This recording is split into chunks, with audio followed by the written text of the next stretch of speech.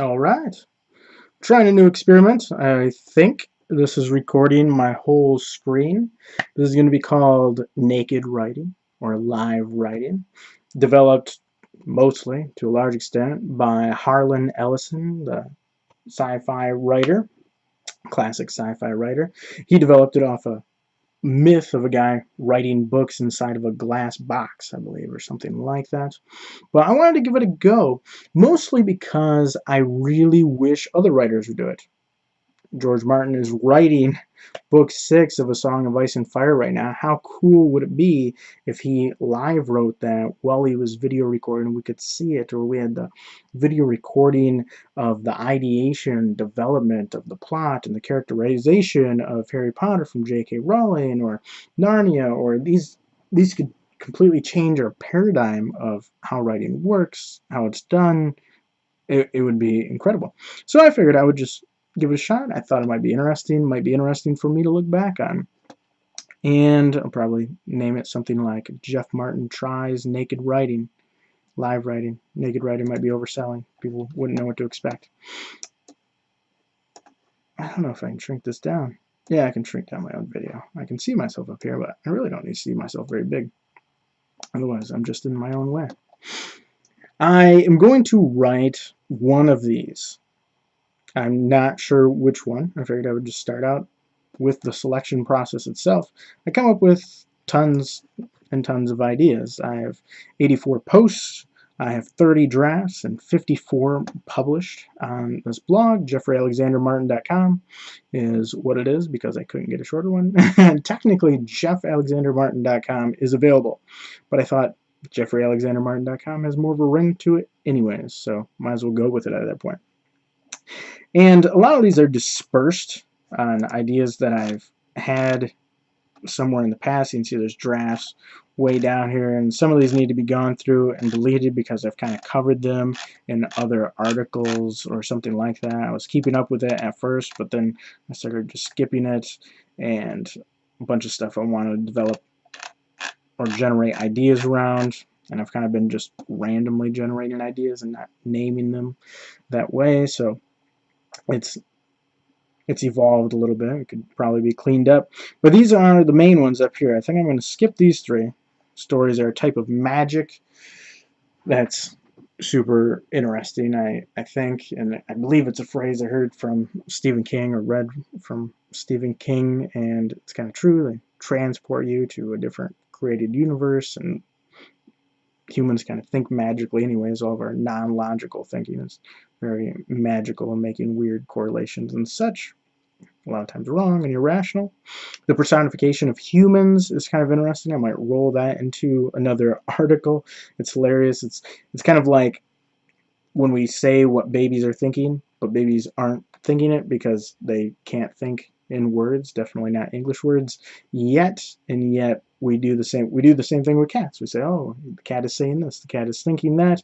We do that with babies as well. So you're personifying a human. I think it's just so funny and ironic. So I thought that'd be interesting.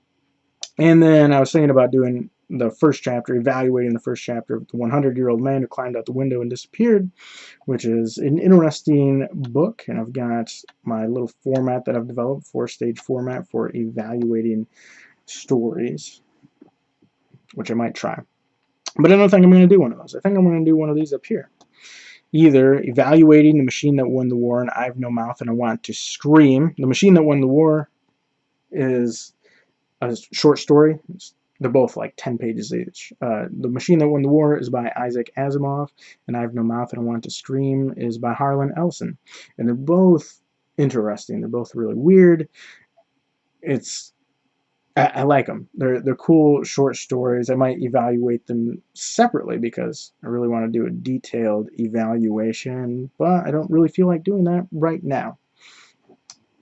Is that how George R. Martin or Joe Rowling or C.S. Lewis wrote? No idea, because we don't have live recordings of them doing their writing. Perceptual control theory and narrative. Perceptual control theory is what you see in my background. Actually, I don't know if you see this pause and record button, but there's a pause and record button. I'll move it kind of out of the way. I'm using Flashback Express, that thing up here. It seems to work pretty good, but it takes a long time to convert after I do the video to something that I can publish like on YouTube. Anyways. And I don't know if I should use the headphones and microphone or not. I have a headphone and microphone that I use every day for teaching English to kids in China, but I don't really want to wear a headphone and microphone for this. It's pretty comfortable. It's relatively nice, but I'm thinking this should record just fine. Anyways, perceptual control theory. The control of perception. There's a nice picture back here. You have a purpose, which gives out a reference signal, goes into a comparator, which compares it to a perceptual signal that it gets from its sensors. Right? And there's the whole feedback loop where the comparator generates an error signal, which causes the effector to take some sort of action. The action is taken on the environment, which tries to control a variable, also creates uncontrolled side effects that you're not even monitoring. Some environmental disturbances come into that controlled variable. You get feedback. This combination changes this variable in some way. It varies. And that feedback goes back into the sensors, and around it goes. And this is how control systems work, and this is how the control systems known as humans work, or other living animals. So it's the best explanatory aspect of psychology that I have ever heard of before. I mean, it's not even close. There's no one else that explains psychology very well. So it's not even close. This was really founded in 1960 by William T. Powers and a couple other guys, but he's the guy that became really known for it and developed it after that. So it'd be cool to take this and, because it's the way human action works, kind of develop a story with this framework. Be like, all right, what is the purpose? What is the reference signal? And what is he sensing? And then compare those. And so you can describe the senses, you can describe the purpose. And there could be conflict in the reference signal and the values. That's extremely interesting. Either between people, you need either conflict there, or within the same person. And then the difference that they see, the difference that they notice, the action that it urges them to do, right? We call this conative, essentially. The conative effect, cognitive, affective, conative is thinking, feeling, actions. And then what that does in the environment on the controlled variable, which is getting environmental disturbances, including other people, along with uncontrolled side effects. And then the feedback loop it creates. I think you could really build stories around this. I want to kind of think about it more. Hasn't developed fully in my mind. I'll play with it definitely at some point, but probably not right now. Then stories to explain idioms, and I don't know if I wrote any notes to myself here.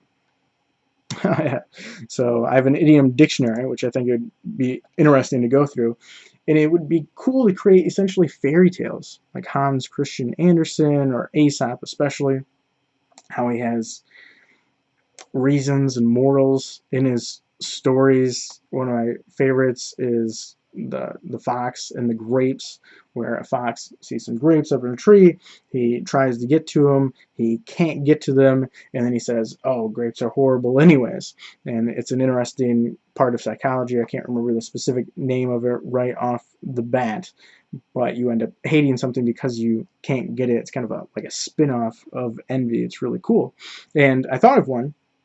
There was this snapping turtle that was born. It was in like a freak show type thing because it had two heads, and it grew a pretty good size. A snapping turtle with two heads. And one day the heads got in a fight, apparently, and one head bit off the other head. And then, of course, the entire turtle, right, the still living head, bled to death because they had the same body. And I think a great moral about like internal conflict within families or small groups or companies could really be done there. You know, having too many chefs, to bring another metaphor, something like that. And a guy in my Toastmasters group, Bill Mills, recently stepped in as our table topics master, which is impromptu speaking. I'm in Michigan. He was visiting from Florida, but Bill and Sue Mills used to basically run our Toastmasters group in Muskegon, which is the best Toastmasters group I've ever been to. I've been to a number.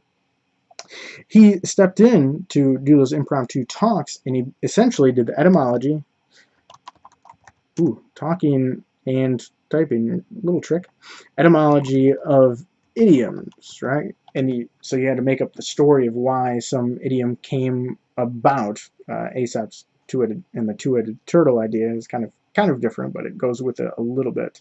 And then also, I talked to a guy when I was teaching on Cambly, I think, and he wanted to know idioms and really understand idioms more. He's from Eastern Europe, and he would be at business meetings, and he spoke decent English, but he really didn't understand what any of the idioms meant. If someone were to say, well, there's a huge list of idioms, and on the spot, one in the hand is worth two in the bush. It's weird to relate that to anything. It's like, what are you talking about? I understand what all the words mean, and I have no idea what the phrase means.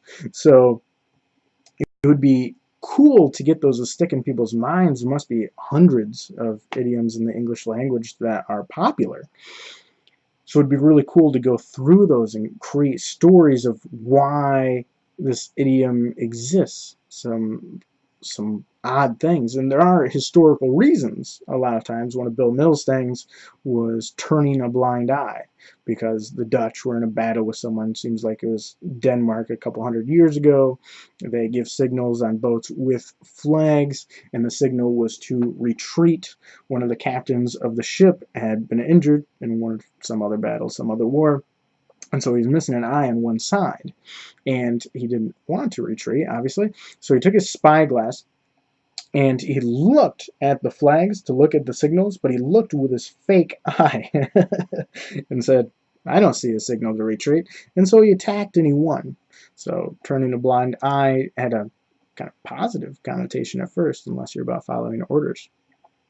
So there's the real historical precedent, but it would be kind of cool to create a fictional fantasy story to explain the idiom too. I thought it was an interesting idea. What else? The myth and reality of the great idea. Whenever I click on one of these, it throws it back at the top, so they're always being refreshed. The myth and reality of the great idea. I was in a number of writing groups on Facebook, and most of them are horrible. I mean, once you start looking at writing, it's insane. There's like 7 billion people on the planet, and 3.5 billion people want to write. So I kind of understood that before, but I don't fully understand that. And most of the people are horrible. And then they offer advice, which is weird because I offer advice on my blog on writing, essentially. Kind of just my thoughts, but not a very good writer. They all do the same thing. It's kind of annoying. It's kind of ironic that I do it. And one of the weird things, though, is they ask for ideas. And they'll ask how to write things extensively, which is why I unfollowed all these groups. But I still belong to reading groups, which is really cool because everyone's sharing opinions about books and which books they like, which ones they don't, and that's a lot of fun. I like reading. That's kind of been you could call it a fascination, to give it a positive spin, addiction, I guess, to give it a not positive spin. And there was a young girl on there. I didn't realize she was so young at first, but she must have been in her teens, and she said, hey, can I ask in this reading group if anyone has good ideas about stories, because I want to write, but I don't know what to write. What would be a good idea? And there's like this myth that the great idea makes a story. And you can take a great idea like Harry Potter, and if you had a crappy writer write it, it would be crappy. And you can take a bad idea like, it all comes down to the skill. So it's almost like there's no very bad ideas. There's a lot of subjects I don't like at all, like basically all of James Patterson's stuff, which is weird, or even Dean Koontz. A lot of main big-time authors I don't really like. The themes and basic subjects of Stephen King I don't really like. So I'd consider some of Stephen King's stuff bad just because the subject seems uninteresting, and yet people love it. And his stuff is pretty good. If you write it, it's pretty engaging, even though I don't particularly like the subject, so I don't read it, which is super interesting. And there's a ton of stuff about this. I've done a lot about coming up with ideas, because I was kind of worried about that at first. Like, am I going to be able to come up with ideas? And once I developed a few techniques for generating ideas and thought about it a little bit, and ideas are like easy. That it's so easy to come up with ideas. You can sit down and come up with 10 ideas in about 10 minutes to write. It's not a problem at all. And she mentioned some books that she liked, like Harry Potter and Percy Jackson. So I said, well, do a dragon tamer in ancient Greece, or do a thief that steals something from a museum, and that gives him the power of Achilles. And those came to mind like nothing. They're not super special ideas, but those could be turned into great books as little starts. You just keep working on it and developing. I mean, that's the skill and that's the craft. And then I have a bunch of interesting ideas that I kind of find interesting. So about real vampires, they have some sort of anemia and they have to drink the blood of humans because of the heme iron that it contains, or recovering lost dreams from the ancient Greece mythological river Styx, or watering the tree of liberty with the blood of tyrants, which comes from a quote from Thomas Jefferson, which I think would just kind of be interesting. Like, you have to kill bad people to water this tree, which is important for some reason. I'd have to come up with that still. Or Robert Sapolsky, who I think would vie for one of the most intelligent people on the planet. He's a primatologist and a professor at Stanford and does neurobiology research. He did an interesting thing about baboons. He studied them for like 33 summers in a row. He would go live in Africa with these baboons, or next to these baboons essentially, and study them in a bunch of interesting ways. And the tribe became peaceful, which is the first instance of a peaceful baboon tribe, essentially, in history, the only instance that's ever been observed. And it's because the baboons, all of the aggressive baboons, didn't socialize early in the morning, and they would make this trek to a nearby village where there was a resort. They would throw away their food. Some of the food, a number of years into this, was contaminated with tuberculosis. Other primates, other than humans, don't live for very long with tuberculosis. Humans, like Doc Holliday, can live, I believe, for decades with tuberculosis. Baboons can live for like a couple of weeks. So all of the aggressive, non-pro-social males got tuberculosis, which was about half the males. So probably about 25% of the population, I'm guessing. I don't know if baboons split similar to humans, about 50-50 between the genders. I would have to look at that a little bit more, but let's assume they do, right? And so they all died.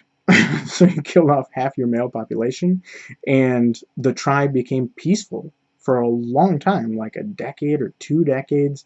It was the only peaceful baboon tribe maybe to ever exist in history. I mean, you would have to select for the aggressive males and then kill them off in a mass number all at once. And it couldn't be by other baboons within the tribe, because then those would be really aggressive baboons. And so it's the only viable way of having very widespread, massive amounts of peace that I've heard in primates similar, like chimpanzees and baboons are the closest primates to humans that are alive. And I just thought it'd be a weird, like, kind of crazy dystopian world where 1.75 billion people get killed, and they happen to be the 50% of the males, so 25% of the overall population, that are the most aggressive in some way. I don't know if there's like an alien invasion coming, and we like take half the males on the planet and they go to fight this alien invasion and they lose. So they get wiped out, and then all of a sudden the earth becomes like this peaceful utopia in some way. It's just kind of a weird idea.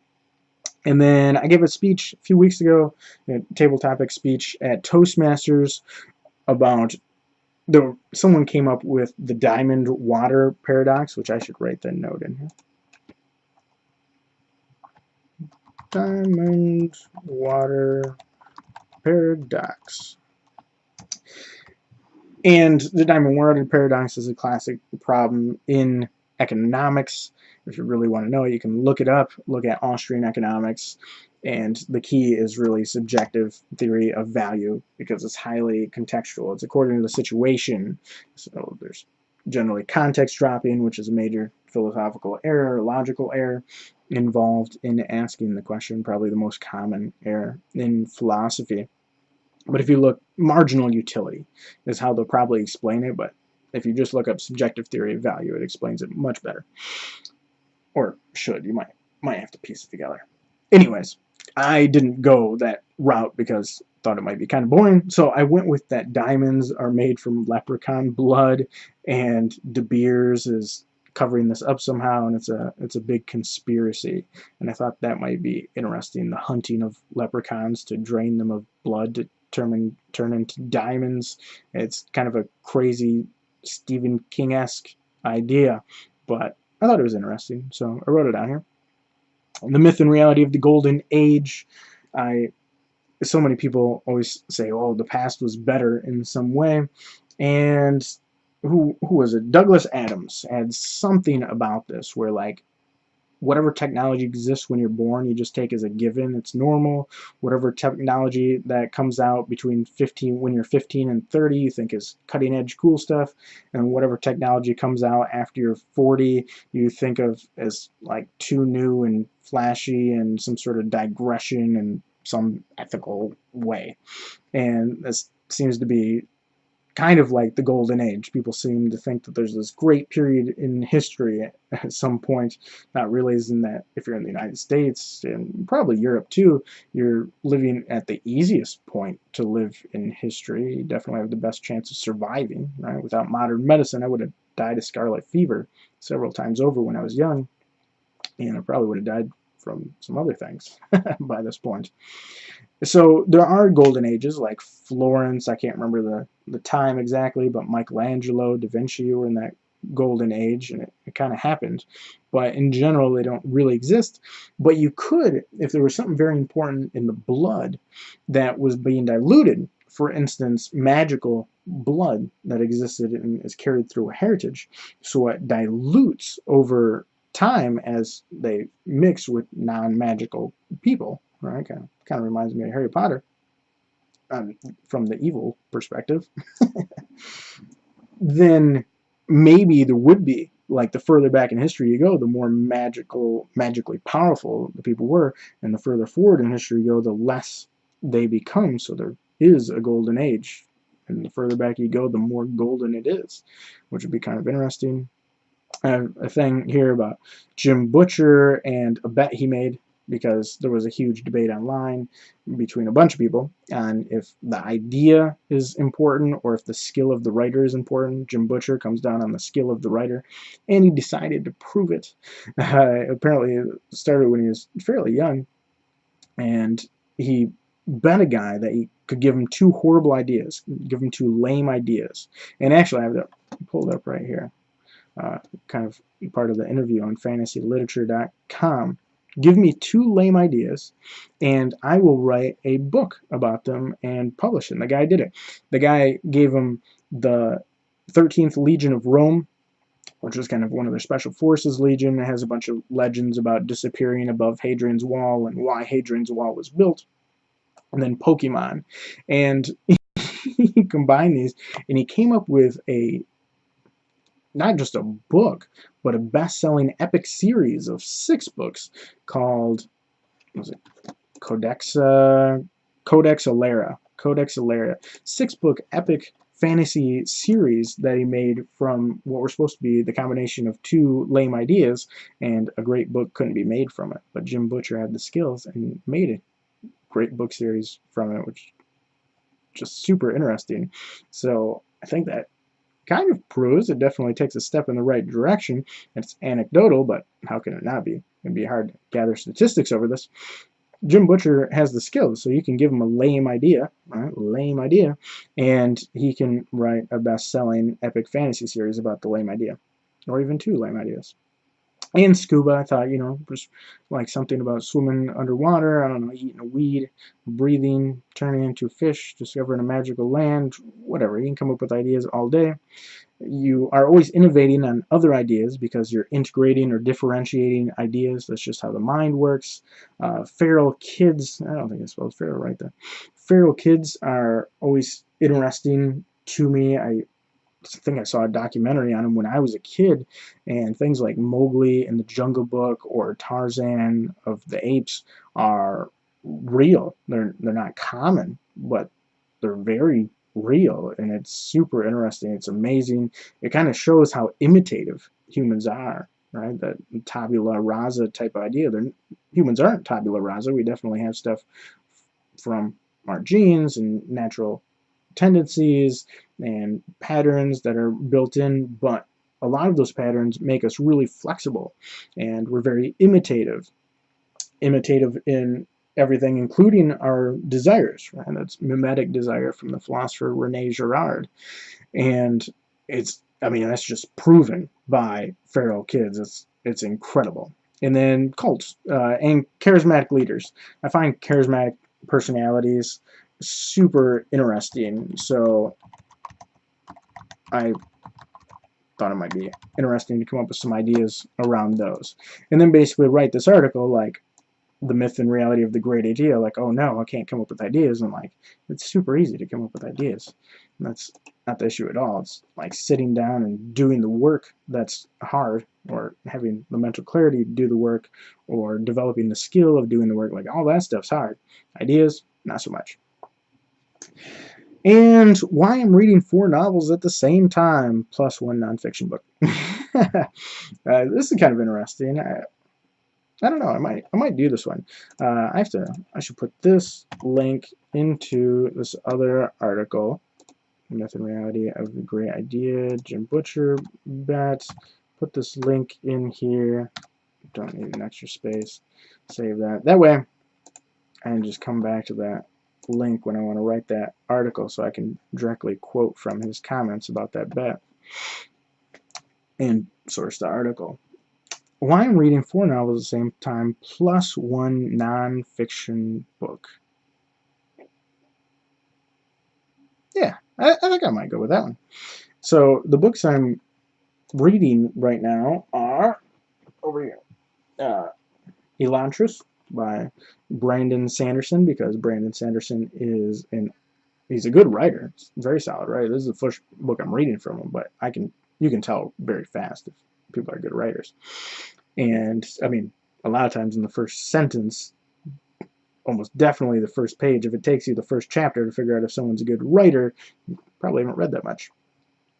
And this was really kind of his breakout novel. It got a great review by Orson Scott Card, and it's good. I started it. I'm like a couple chapters in. I started it today, actually, and I took his class. He teaches a class every year from Brigham Young University, and his class on fiction writing is amazing.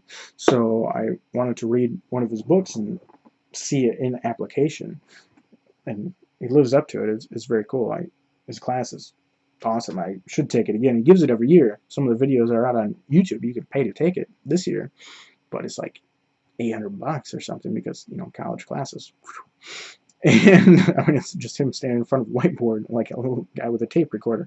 $800 to just watch the class, not even for credit.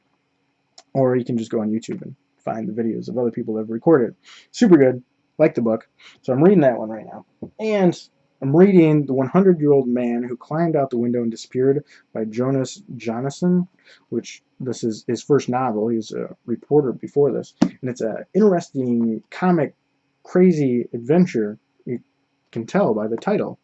And it's interesting. I'm about halfway through this. But I started reading the first Harry Potter book, which I read with my mother when I was tiny, when I was a kid. But I didn't pick up the series after that. Not sure exactly why. I just read a bunch of other stuff. I think I started reading a lot of Dragonlance at that point. But I was reading this one at the same time that I started the first Harry Potter book. I like reading novels next to each other, which is kind of cool. I found it very interesting to compare the different styles, the structures, the subjects, the perspectives, just how it's written. And the Harry Potter book is so good, it just like pulled me in and pulled me right away. I'm partway into, this is one of the other books I'm reading, I'm almost halfway into the second Harry Potter book, and I'm still only halfway in this book, just because the Potter book sucked me in, and I was trying to read them at the same pace and couldn't do it. So that's, I guess, the third one, the Harry Potter book. I'm halfway through that one. And then the Chronicles of Narnia, another epic fantasy series that I haven't read, which is super good. I mean, these are things I've intended to read for years, but I just kind of put them off, and I'm kind of happy I did, because now I can really appreciate them and go through a little bit with a writer's perspective and see what's going on. All right, so this is all 7, but I already read the first one. I'm in the second book here. I just started that, and man, C.S. Lewis is good. That's a really solid book too. So I'm reading those 4 novels right now, and then I'm reading The Art of Fiction by Ayn Rand, which is super good. It's a really unique perspective. I mean, she had kind of a unique perspective on everything, and a lot of people really like her writing. I like her writing. It's good. I think there's issues with the protagonist and how she developed him, but her plots are really, really solid. I'm reading the plot section right now. I just finished The Talent Code by Daniel Coyle, which is really good. So I used to read about 5 books at the same time.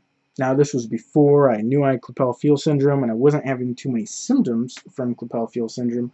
Over these last 2 years that I have been having all these symptoms, super migraines, got a super bad headache right now, and bones pressing into my brainstem, and all these issues with the rest of my body and my hormones and central nervous system affects everything. I used to read 5 to 10 books at the same time, and I would read all nonfiction. 10 was pushing the limits of what I could track very well, but 5 was very easy. And I would read 4 nonfiction books, and I would read 1 fiction book. And that was great. That was a great system. And I would just cycle between them whenever I wanted, whatever I wanted. And it allows you to connect so many disparate ideas and compare them and just relate them, and things come together that are very unique. It allows you to create very unique mental connections, and it's great. I can't believe more people don't do it. A lot of people say they can't track that many books at once, but I never tried to read 2 fiction books at the same time, even 2. I always read a bunch of nonfiction books at once, and even when I was reading 10 books at once, I would read 9 nonfiction books at once and 1 fiction book at the same time.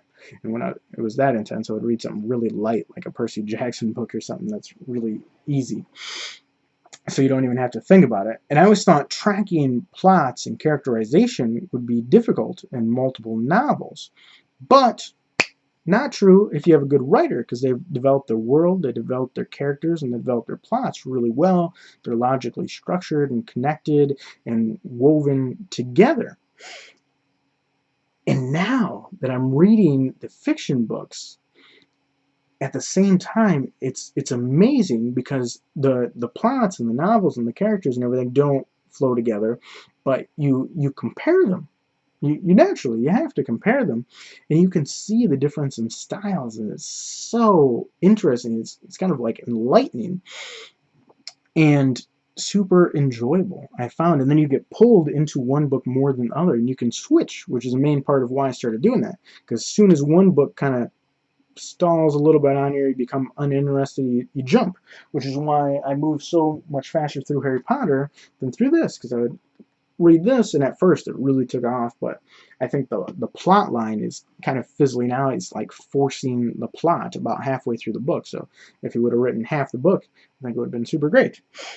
And I probably wouldn't recognize that if I was just reading it on its own. I'd be switching between my nonfiction books more, not even realizing that I'm ignoring the fiction book more, and just slowly work through it, no big deal. But now that I'm reading all these books together, I can tell. And Harry Potter, I wouldn't have realized how much she foreshadows if I hadn't been reading the Chronicles of Narnia book at the same time, and the 100-Year-Old Man Who Climbed Out the Window and Disappeared. If I hadn't been reading those at the same time, I would not have realized that J.K. Rowling, Joe Rowling, foreshadows everything. Everything is foreshadowed. Nothing is not foreshadowed, which is incredible, which I think you could only really do that if you outline fairly extensively, like Rowling did, / does, or you wrote super slow like George R. R. Martin does, because he foreshadows stuff quite a bit too, but it's almost like he has to write and then go back and foreshadow and write and go back and foreshadow, and then it takes 5-10 years to write a book, which I'm okay with at this point. I was upset at first because I wanted to continue, but it's worth it. It's worth the wait to let that story develop and let him do his thing. So that essentially, I didn't write any of that down. Naked writing or live writing is kind of hard if you're going to talk too. So let me see if I can talk and write. It was kind of an experiment. Maybe that's not super possible. Maybe it is for other people. Maybe it's a skill I have to develop. I'm not sure. All right. So how should I start? You gotta preferably start with something kind of catchy so that when people see it, they look at it and it's interesting. You want it to be interesting anyways. If I go back and read this thing, I want it to be interesting from the start. So I like the idea of the format I use for impromptu talking and some prepared speeches is to do a question, like a strong question, and then a personal story, and then make my point, which is a cool format. Writing, I don't always follow that type of format. I kind of do whatever I want. I'm just kind of expressing myself on the blog. So, it's kind of weird to leave dead space when you're shooting the video, but I guess if I'm going to do this, I'm probably going to have to get pretty comfortable with that.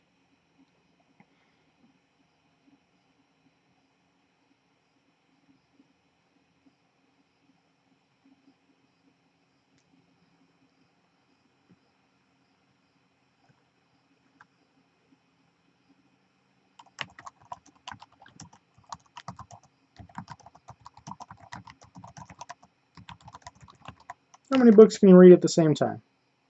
Oh, seems like decent questions. Not super valuable, but it doesn't have like a ton of import. But it's kind of a good idea.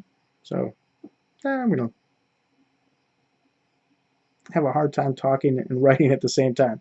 But that's why I'm recording the screen, so you can kind of read it while I'm writing. I mean, I don't think anyone commented through the whole naked or live writing thing. Harlan Ellison didn't do that. He sat at a typewriter in bookstore windows, mostly by himself, and wrote out pages and stuck them up on the window, which is a cool idea, but we have computers now. And I have issues traveling and walking because of my weird spinal deformities.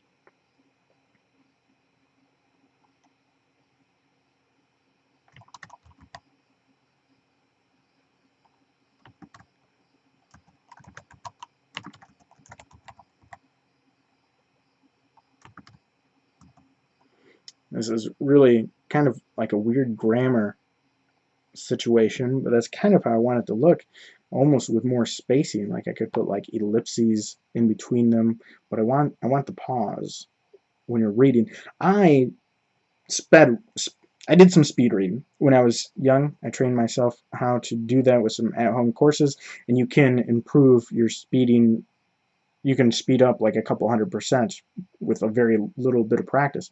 But I really like saying the words in my head, so I slow down more. I read with a red pen and underline things I think are interesting. Sometimes I make notes and I switch between books, and I read slow now, and I like it and I enjoy it, and I think it creates a stronger emotional connection and cognitive connection between various ideas. So I like saying things in my head. If you speed read and I use weird grammar, it won't come out the same, but if you say the voices in your head, then it does. So how many books can you read at the same time? 1, 2, 3? All right, that's kind of how I want it to be read. Almost needs an ellipses in between there. But I think the questions marks will do just fine. It creates a weird kind of visual thing, though, with single words with capital letters with the question marks, but let's leave it for now. The thing with blog posts is I don't really go back and edit them or rewrite them, not too much. Definitely don't put much effort into that like you would with a piece that you're really publishing as a book. I just kind of write it off the cuff and let it go.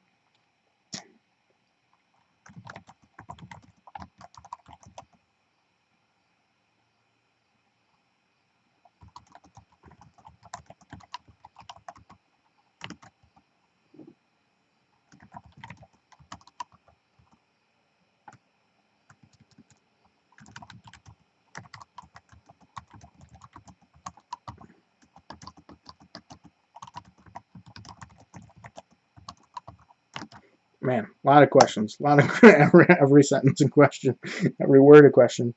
All right, was John in this book? And I erased whatever I was going to start there. I can't even remember what I was going to start. I remember I didn't feel it, didn't like the direction it was going. I erased it, went with this. Was John in this book? Ellipses. I do my ellipses kind of weird. I put in a space between each one and the words on both sides because I like the space that it creates. I think most grammar teachers probably mark you wrong for writing it like that, but I like creating that space rather than compact ellipses that some people write.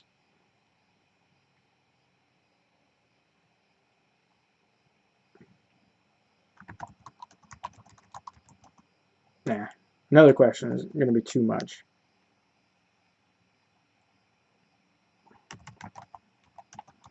We got to change the direction we're going with the questions.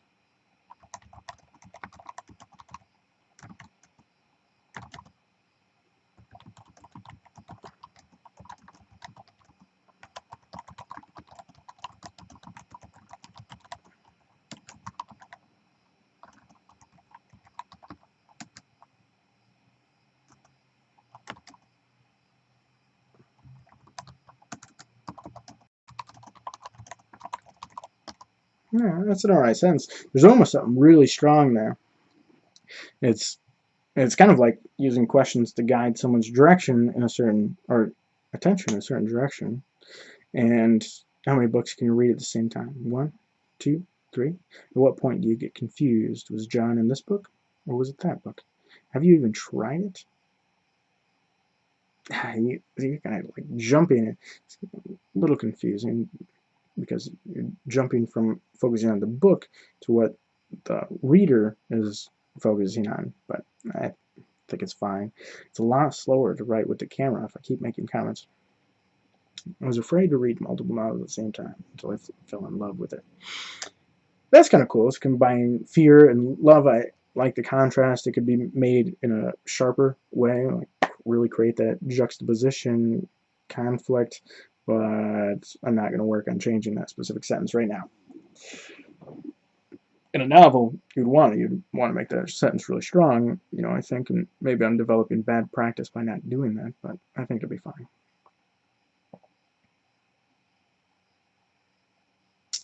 I want to put a picture right here. Right there. I want to put a picture. The issue is that I would like to take a picture of me holding these 5 books at the same time, and then insert that in there. And I'm using my camera to do the live recording because I chose to have the webcam. Otherwise, I probably could have done both at the same time.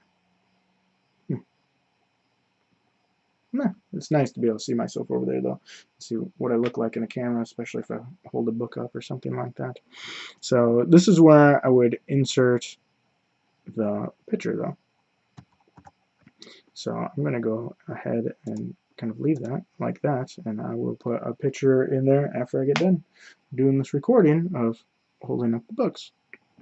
And I kind of like having the picture there for like a little bit of immediate sensory experience while I'm writing, but that's all right.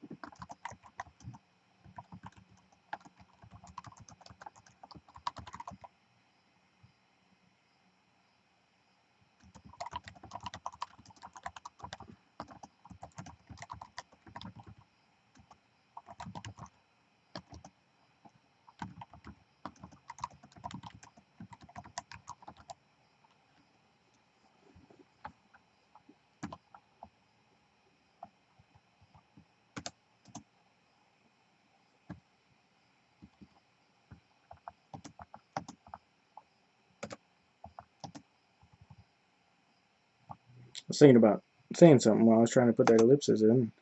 It went rough. I don't really like the structure of that sentence, like visually or grammar-wise, or how you would read it necessarily. I want it to be like, and it was awesome. I don't know if it'll really come across like that, but it's fine, I guess. Normally you put like and, comma, it was awesome for a nice pause.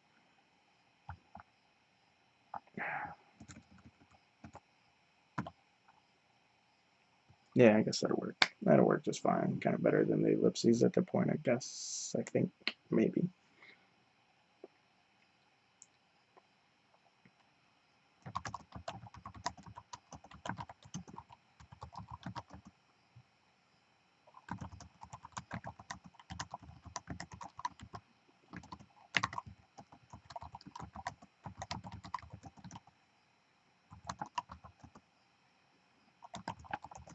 I need a specific example here, which I don't have a specific example off the top of my mind of nonfiction books I read together that made cool connections. You know, I had a ton of them.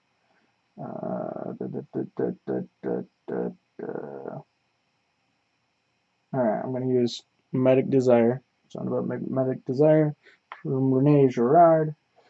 And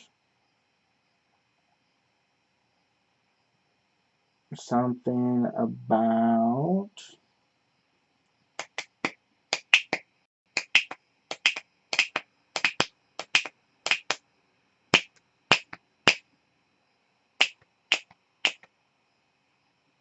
selling. Yeah, I mean, selling business.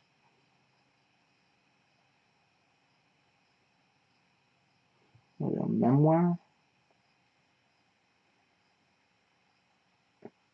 Maybe both of them.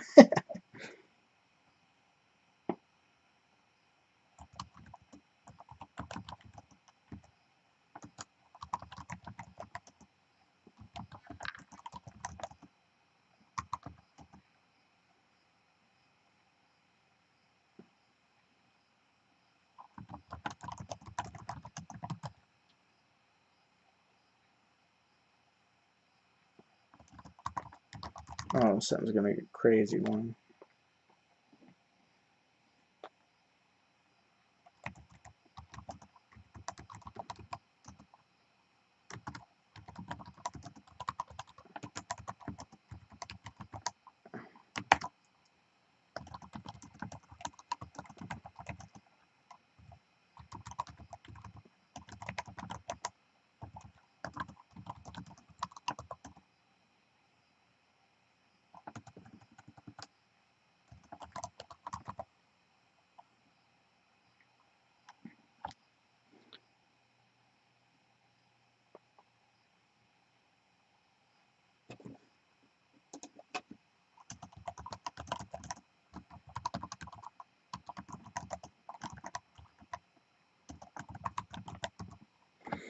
I don't know if I should really put stuff in there. I think that sometimes kind of bores people, but I like it.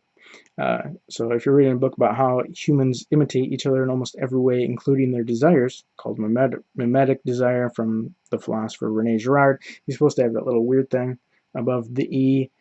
I could Google what the combination is to put in that weird little symbol, but I'm not going to.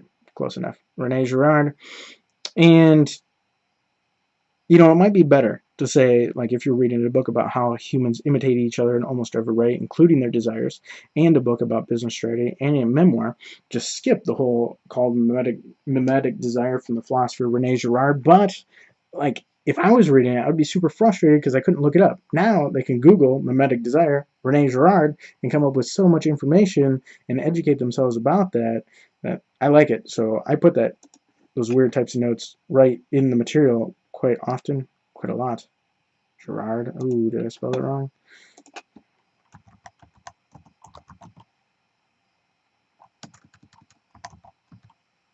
Yeah, it's with an I. I got it. I got it right. Stupid spell check.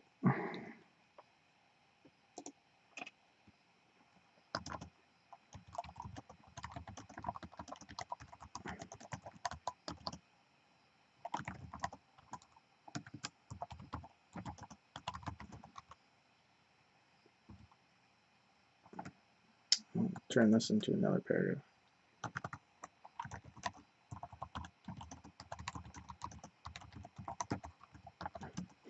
You know, it's weird. I've gotten notes about my articles being kind of academic, which is ironic because academic writing was my worst subject in school, like ACT scores, which go up to 36. I I got a 34.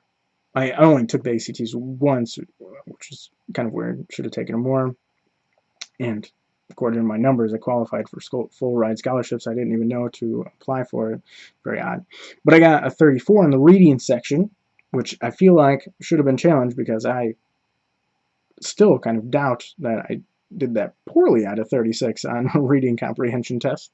But still, it's really good. I got, I think, 29 on math, 29 on science, something like that. And don't think, is there another part I can't remember? And I think I got like a 24 on writing, which was my worst section.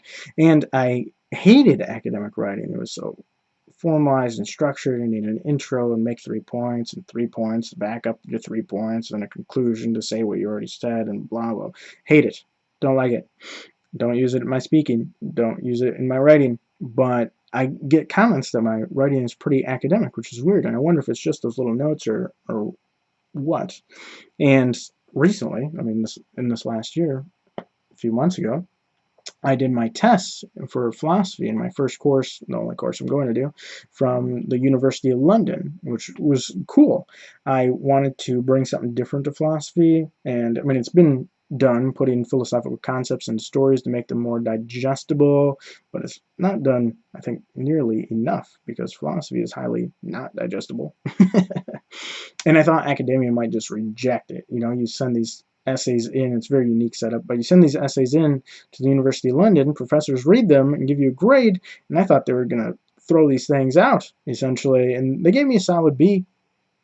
So that was kind of cool. So I feel like maybe my writing is kind of academic, but my academic writing is kind of not academic, and my non-academic writing is kind of academic. It's just weird. It's a little conundrum. Kind of a paradox.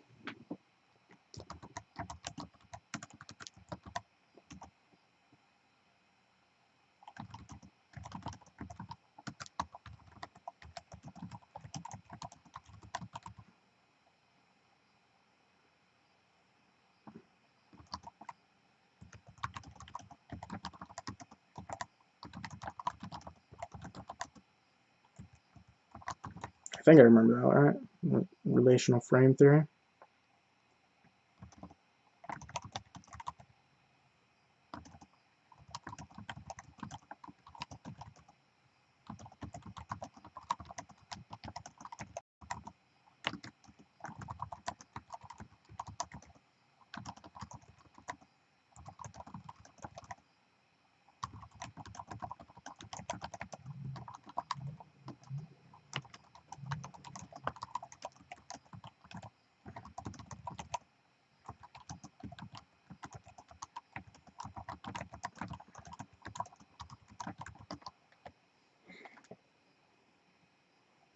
Oh,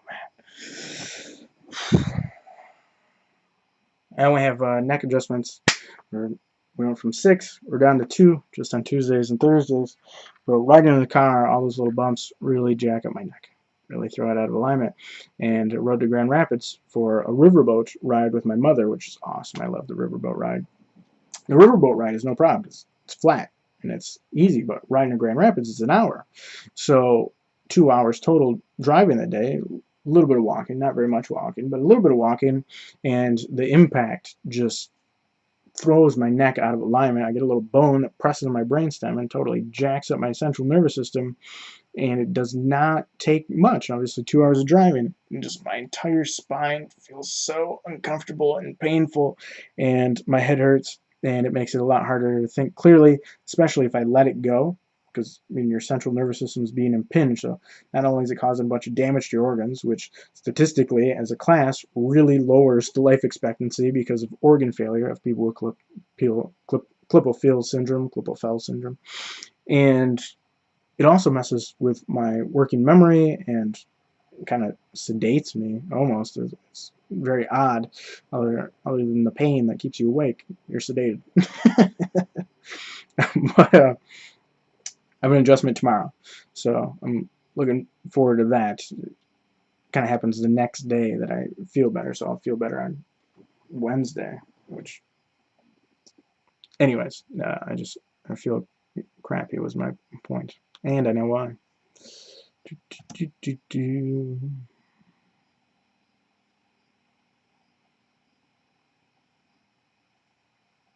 I like that. You just might be amazed that you can't not relate any two ideas. I see there's that weird cadence when you actually say it, which is hard to express in writing. You can't not relate any two ideas. Pause doesn't have to be there, still works. Can't not relate any two ideas. Can't not relate any two ideas. It'd be cool, but it's kind of weird too. You just might be amazed that you can't not relate any two ideas because they're not separate at all. They're supposed to go together, but there should be a little pause there. And so I think about that a lot, of how someone reads it if they're saying it in their head, because I really like that cadence. So I do things that are inappropriate grammatically, like splicing sentences and stuff like that, because I don't care about the specific grammar rules. I care about how someone would say it in their head. And I think that's cool. I just think it's a better way of reading. I really have to evaluate better writing than mine and see if that really works, which I'm not sure if it does, but maybe that's my individual spin that works, I don't know.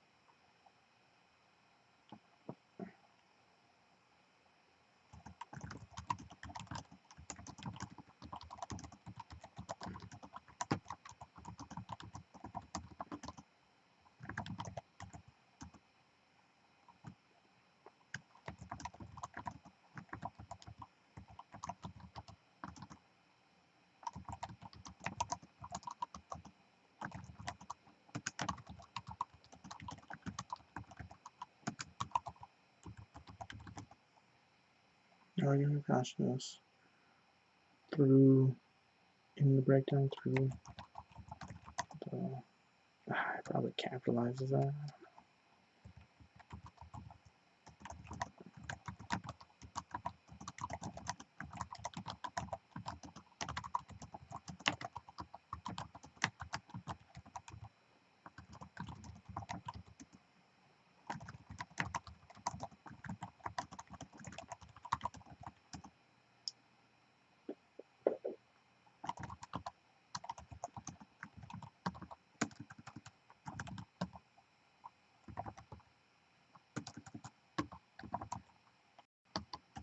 I have to look at these spellings.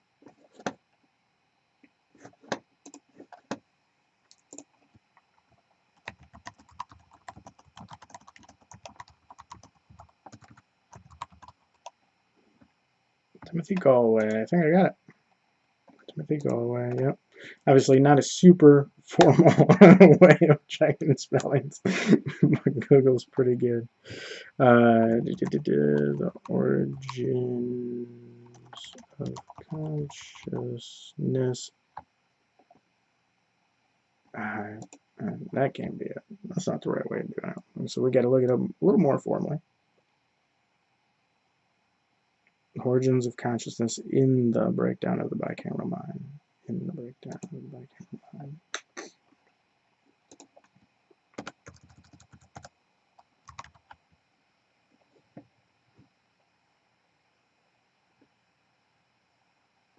Dang, I should have looked at his name too.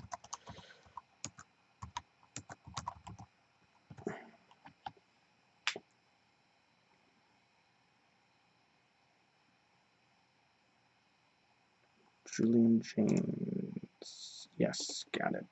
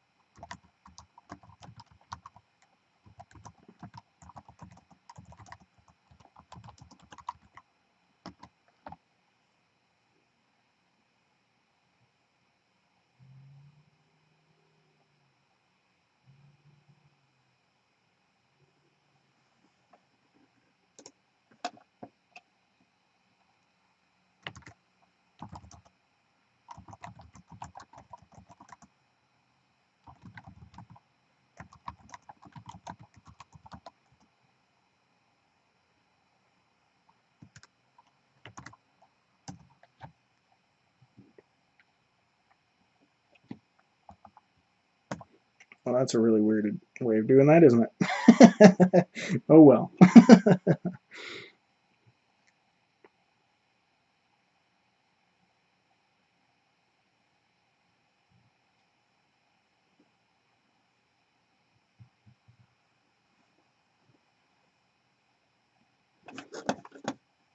Save your work. I should really save all these blog posts somewhere else too. I only have them posted on this blog. So hopefully Blogger and Blogspot don't go down, which, you know, internet's always changing, Google's always changing. It'd be weird to lose all this work. Where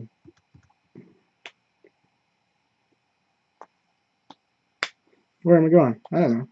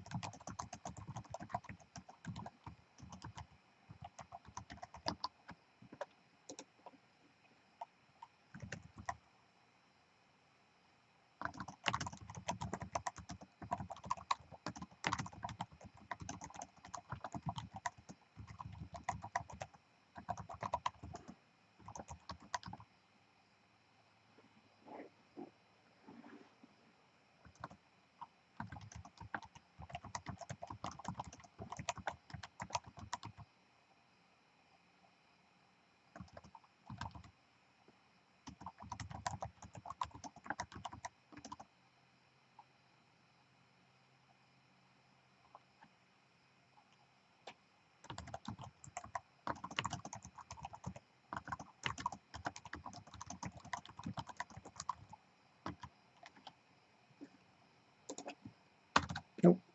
Need to go a different direction with the next paragraph. That paragraph can probably be later. This thing automatically saves, but still don't want to mess it up by not saving enough.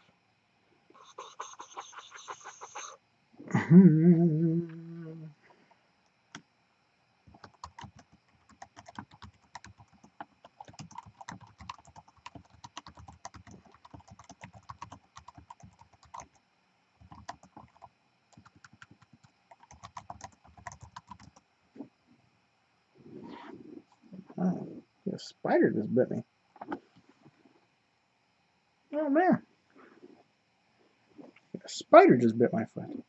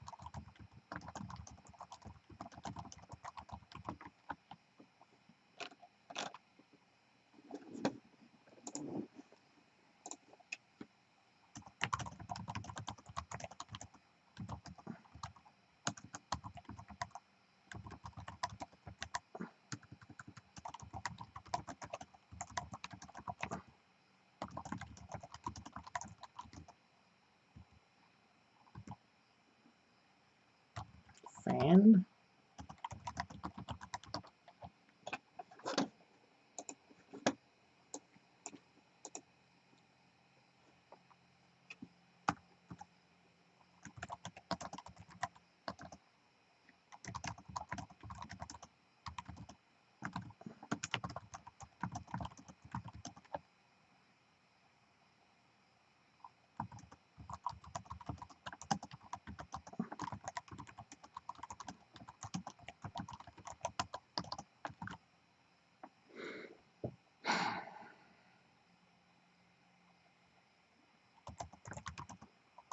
It's saying brainstem isn't one word, but I'm pretty sure it is. Not even going to check it.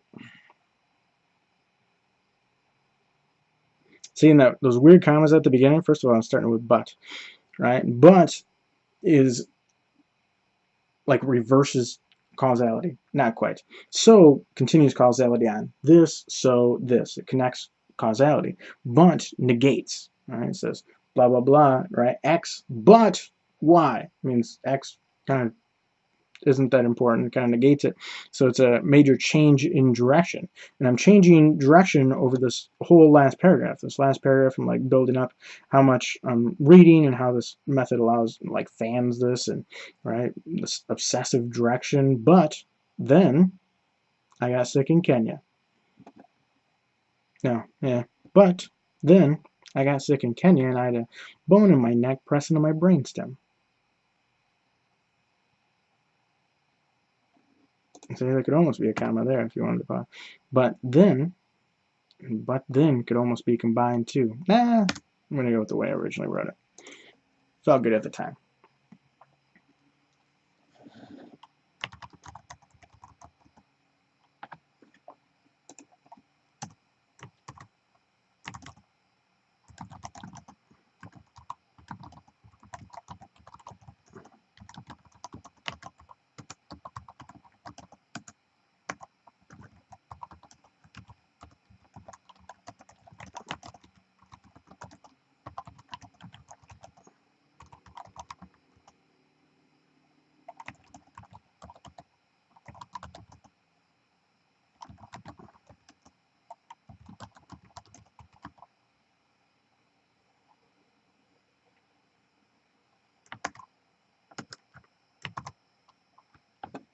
Rant.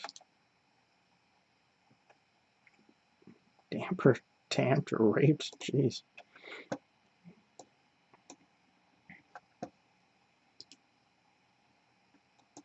I think I spelled that right. Yeah. The spell check on here is horrible. I also have Grammarly, but I realize using Grammarly all the time, like running it in here, Grammarly is constantly like checking the whole thing. And then you're trying to run it through the Google servers and whatnot, and sometimes it kind of gets stuck and slows stuff down. But Grammarly works pretty good, even in the free version, it works really good. And they correct my commas all the time, but I like the way I use the commas a lot of times, so I don't usually take those points. But I do like the Grammarly spelling, although some of the stuff seems to be a bit British. So some of it I disagree with. Teaching English to the kids in China, a lot of the textbooks they use over there are British-based too. It's really funny. Mum, I always correct mum, M-U-M. Mum, on so many of the books are like that. Like, well, the United States, or a lot of kids don't know it's the United States. They all just call it America. It seems to be a very common thing around the world. Even in my passport, I checked it. It doesn't say that my nationality is United States or United States of America. It says American. So I guess it makes sense from that international perspective. But I would switch it to the Americanized spelling. Things like football and chips get very confusing as well. I haven't really had an issue with biscuits.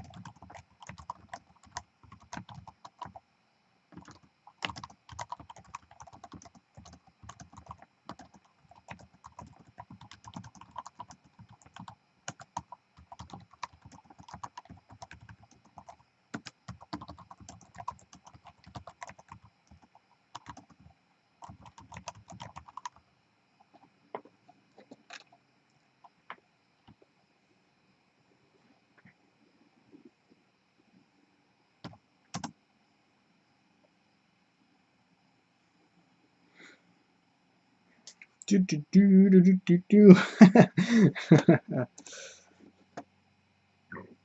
I guess, I don't know if I really realized, but my writing process is like slow and kind of agonizing in itself. I was just writing about agonizing and reading. My writing process is kind of sketchy. But I haven't been writing every day. I've really taken some time off. I've been thinking about some different things in my life and orienting where I'm going with this and kind of my purpose and where I should focus and which opportunities I have and which opportunities I have to give up and which opportunities I should take. And then, of course, I have the health issues. So I have certain limits on my energy and concentration, which I'm running into right now. But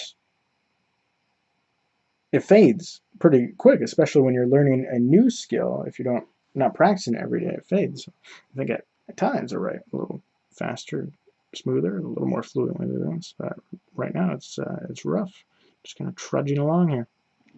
I feel like if I didn't publish this right away, which is what I'm going to do, if I didn't publish this right away, I would probably go back and like edit the whole, like change everything when I edited it, which you see a lot of people, like we have the notebooks of Proust and a bunch of other people, and they're just like the whole, like everything's just like, everything's changed, like nothing's the same. When they went back and edited, they just rewrote a book, they wrote a different book. Or A Farewell to Arms by Ernest Hemingway, who wrote 47 different endings. 47 different endings. That's incredible. It's just insane. And Brandon Sanderson talks about how it was when he got really serious with editing and revising and rewriting that he sold Elantris, which was really his first breakout novel and really made him a professional writer that could start to live off it.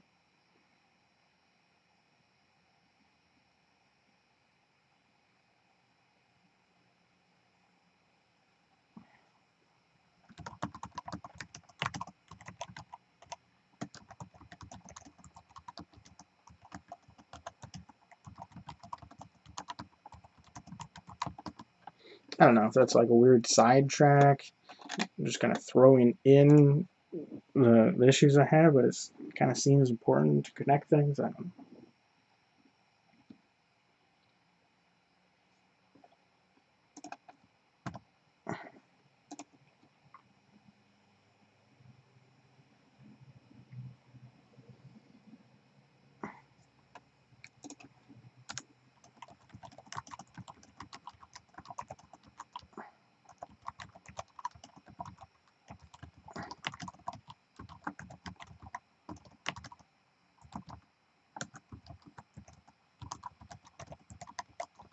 I try to. I don't really use a method or strict disciplined schedule or anything like that. But some long sentences, some short sentences. You know, just you gotta mix it up a little bit. Otherwise, the cadence gets really weird. If it's if you do like 5 words every sentence, it just feels really weird when you read it. So then I started writing. I wanted to compare different writing styles and subjects and structures and everything else. Maybe, I thought, I could do the same thing that I'd done with nonfiction writing. I wasn't sure. I hadn't done it before. I'm going to turn this into a longer one.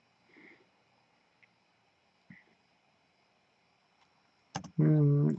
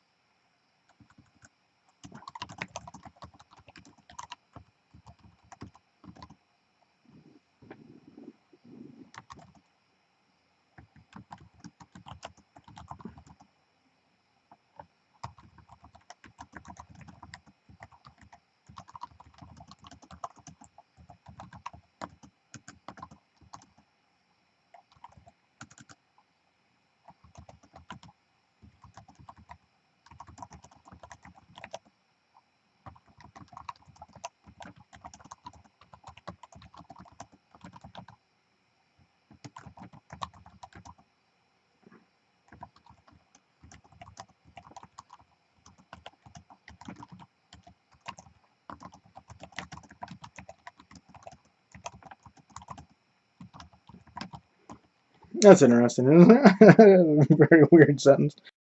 Am having issues with the function of my brain, so it made sense to me that keeping track of multiple narratives would be beyond my capacity, but I wanted to try it anyways. Ooh, see, when I say that, I said anyways, there's like a little S on there. But I wanted to try it anyways. But when I wrote it, I said, but I wanted to try it anyway.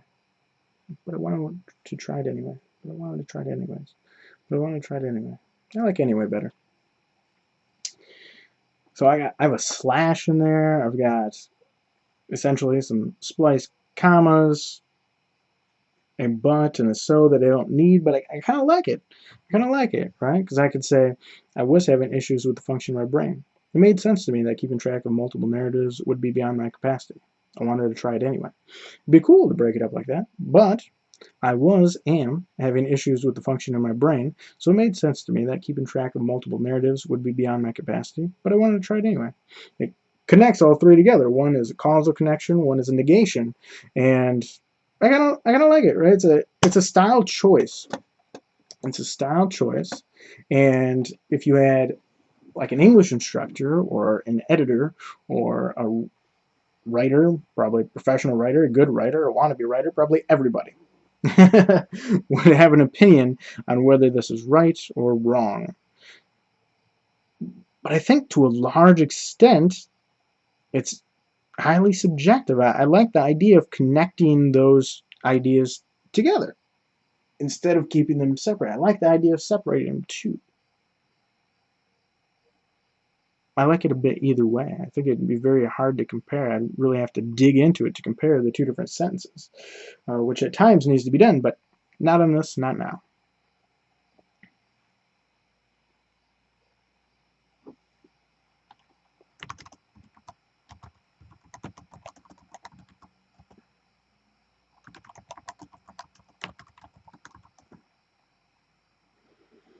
Stephen King's The Gunslinger is the name of the book, but the Dark Tower series, book one, right? The Dark Tower, book one, colon, The Gunslinger would be the official title of the book. These books up here, I didn't put quotations around, which is kind of how I do it usually for a title. I know it's not like APA exactly, but it just kind of separates them, and I think it works pretty good.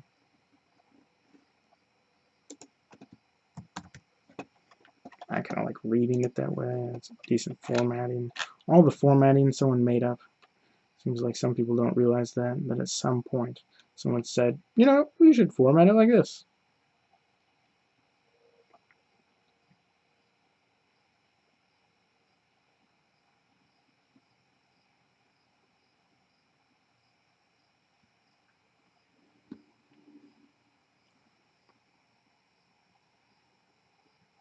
Someone made the decision, then everyone else was like, yes, the one right way, the one true way. There can never be a deviation from the APA formatting.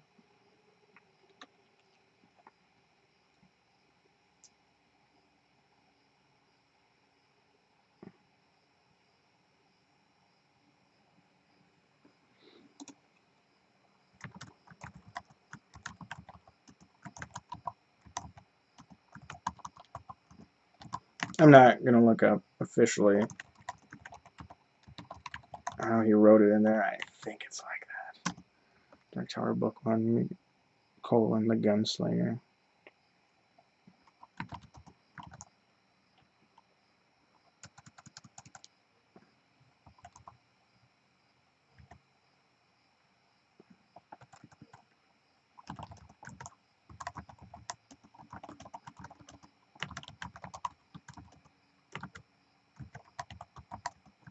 Yep, it's actually spelled like that. No, it's not.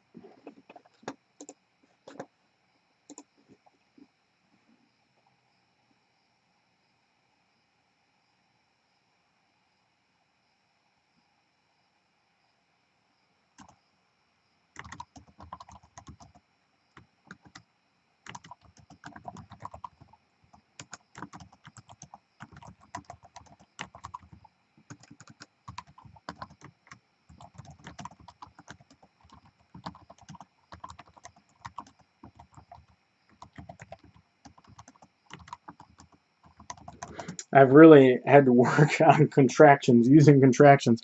I used to speak and still do quite a bit, but especially when I wrote, I wouldn't use contractions. Spell everything out, which is interesting because I see that in my Chinese students too.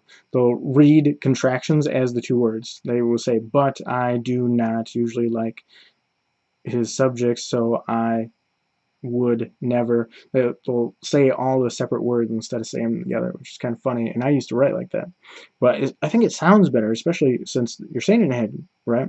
So I loved On Writing by Stephen King, but I do not usually like his subjects, so I would never. Or I loved On Writing by Stephen King, but I don't usually like his subjects, so I'd never. It flows better. That's why the contractions exist. So I've had to focus and work on using those things. I've gone back and added some of these a little bit at then and added in more contractions. And especially when I'm writing a story.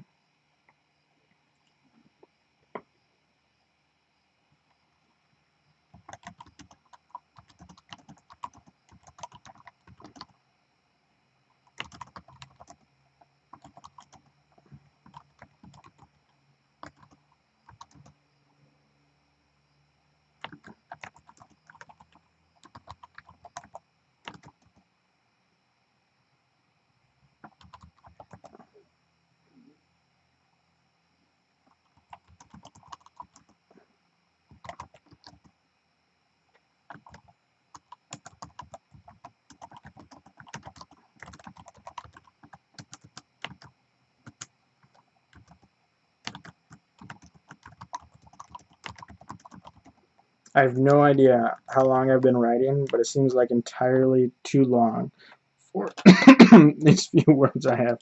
Let's see how many words are on this page.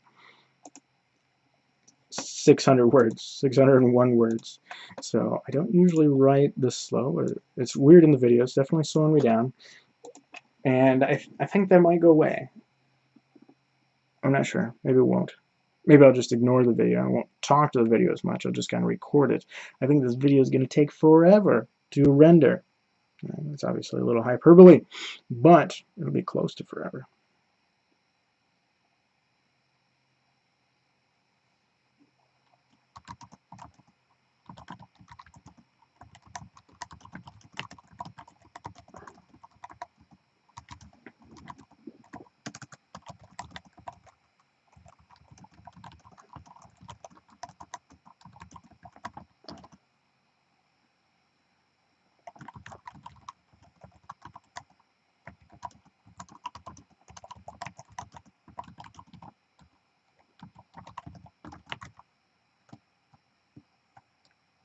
Yeah, I'm gonna, like, this paragraph could go together, like it could be one paragraph, but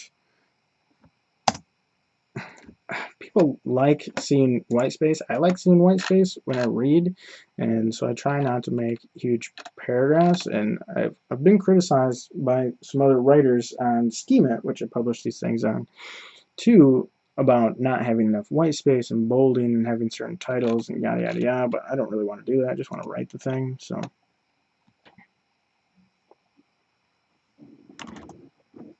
Ooh, 9:35.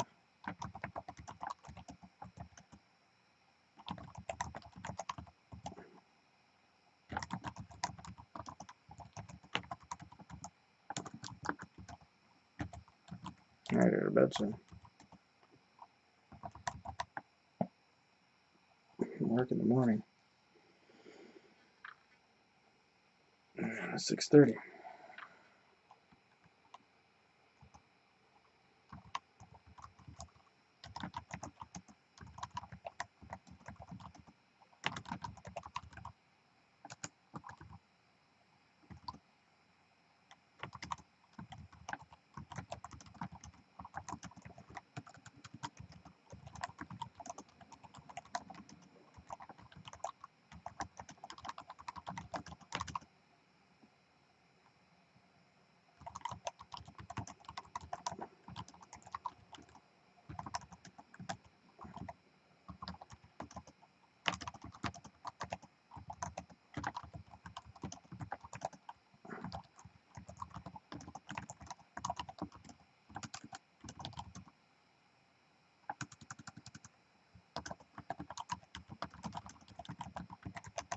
I included worlds instead of just plots and characters like I included previously up there somewhere.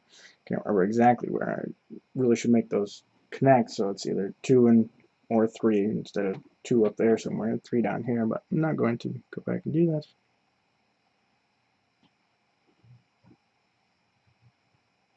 See, and I did that, I spelled out, I did not get confused about anything instead of I didn't get confused about anything. But I kind of like that. I did not get confused about anything.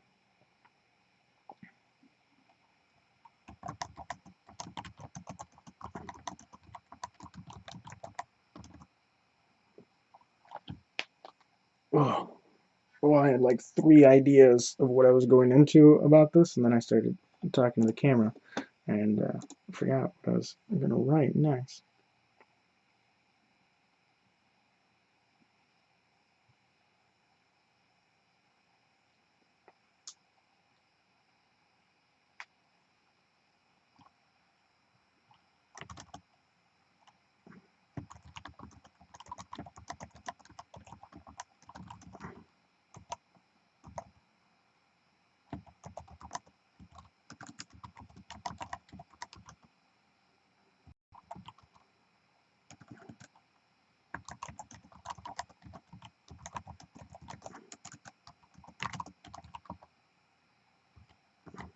So I really had to think about that with more clarity than I could have instead of I could have.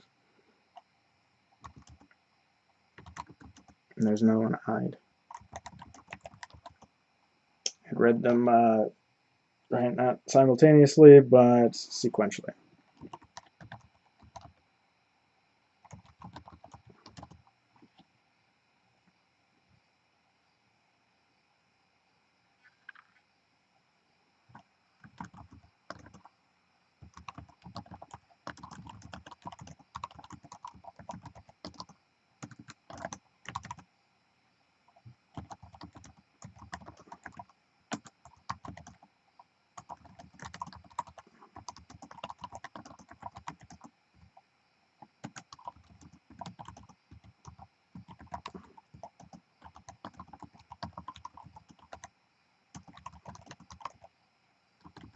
It's world, should that be a possessive?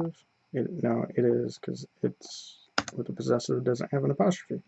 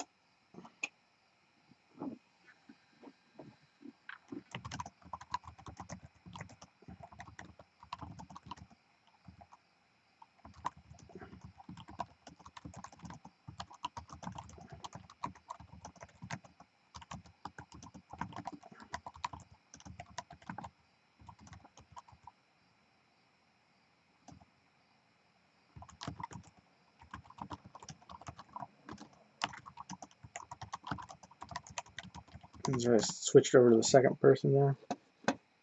If someone has read this far, well, this will be an interesting catch. Switching from first to second person right in the middle of the paragraph. It's kind of interesting. In the middle of a sentence. I love that feeling of being drawn into a book and noticing that it's happening because you don't usually know. I like that. I like it, right? See that switch from first person pronoun, second person pronoun, right in the middle of a sentence, in the middle of a paragraph.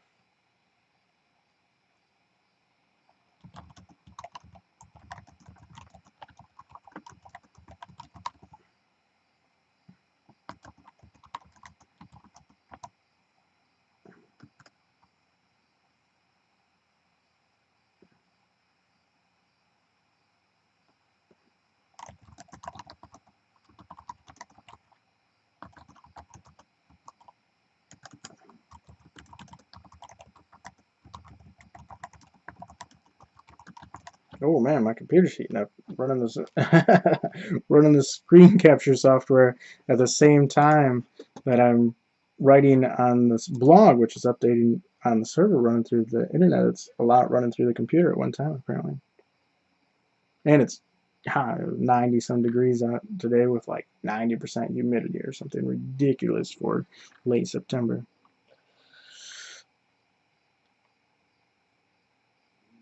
Which is fine, you know. Winter should be easier, right? If global warming is doing its thing.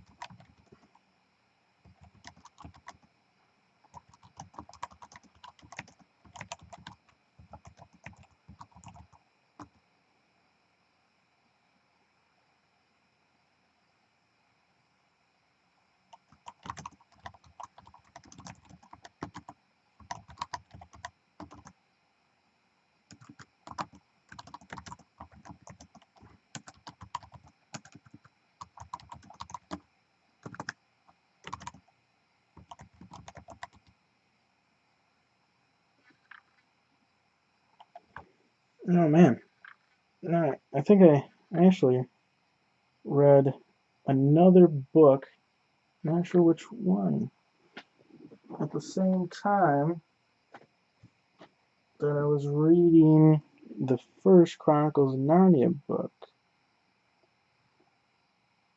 Hmm, darn, I can't remember what novel it was though.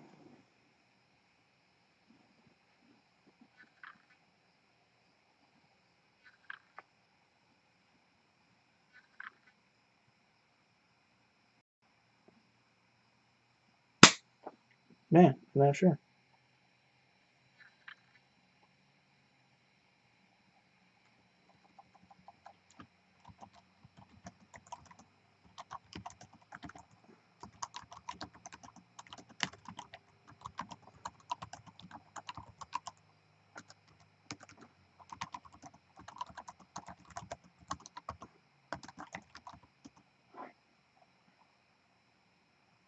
See, look at this huge sentence, but like it feels good to have a huge sentence right now. I don't know why,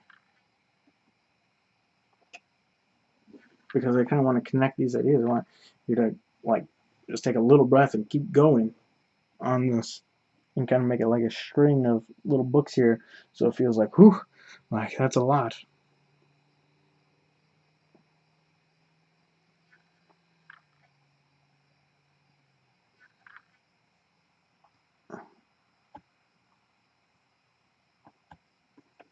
And see, like a book series, I gotta come up with some sort of consistent format.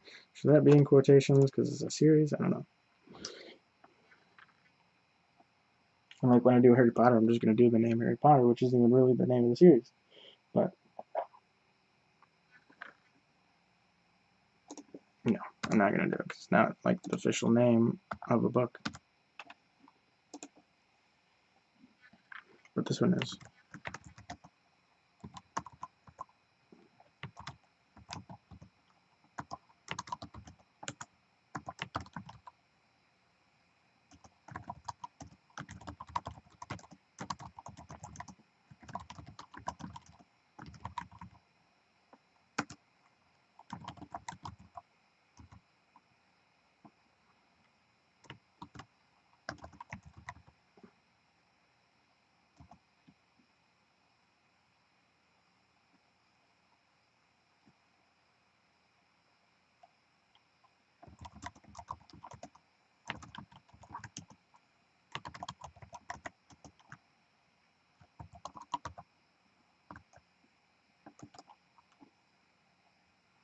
I think I might have been reading all those at the same time.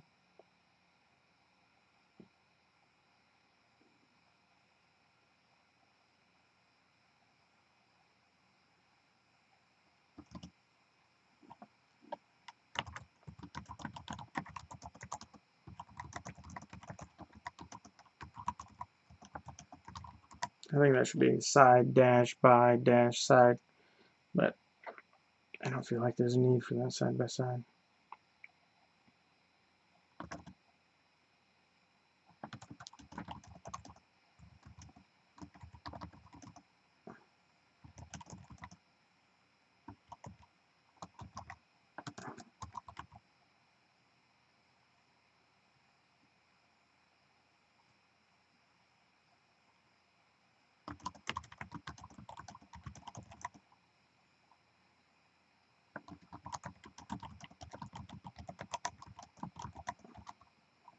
Vying, vying.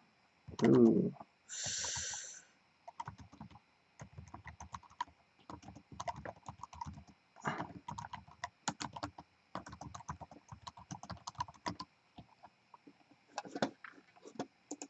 Might as well vying. Not sure.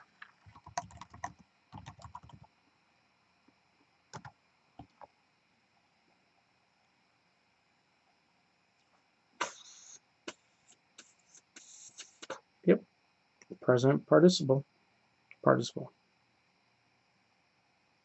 Vi.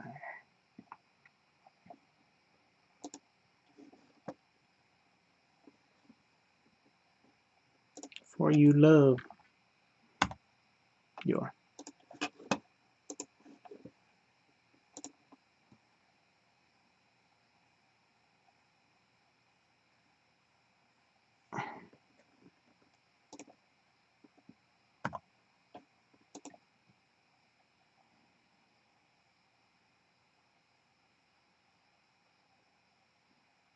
I wonder if that for should be there. It's as if the plots and characters vying for your attention, for your approval, for your love. It's as if the plots and characters are vying for your attention, your approval, your love. It's as if the plots and characters are vying for your attention, your approval, for your love. I don't know. Stylistic choice. It's as if the plots and characters are vying for your attention, your approval, your love. Nah, I like it like that.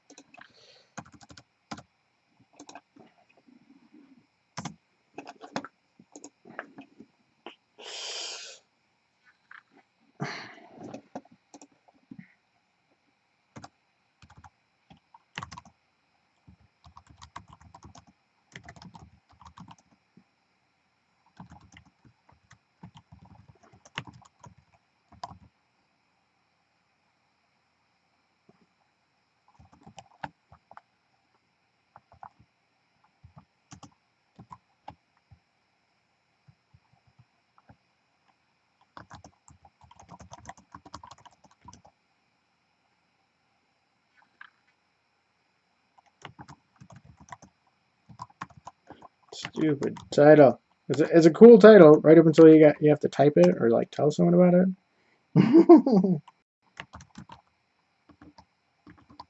There I'm going to use a tight ellipses because I don't want to show the space there. I just want to show that, it keeps going. Narnia 1 and Harry Potter 1. It's kind of weird, but I think it kind of works, right? Like, who isn't familiar with those that finished Narnia 1 and Harry Potter 1? Plot.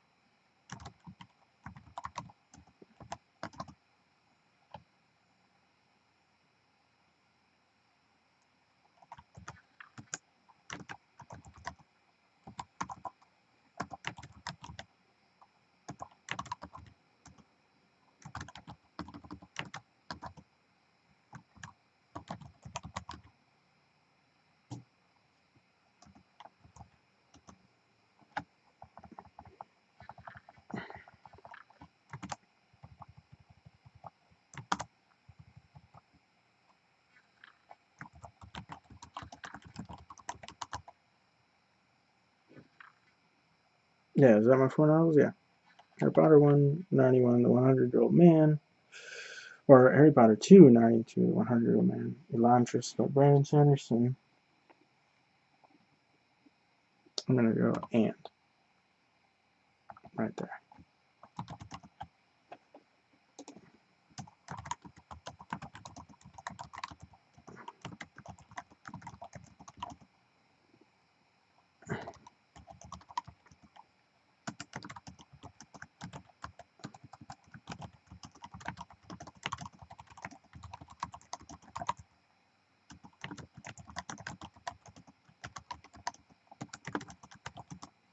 Jeez. Getting really tired. My head really hurts and feel like crap. And it's showing in my typing.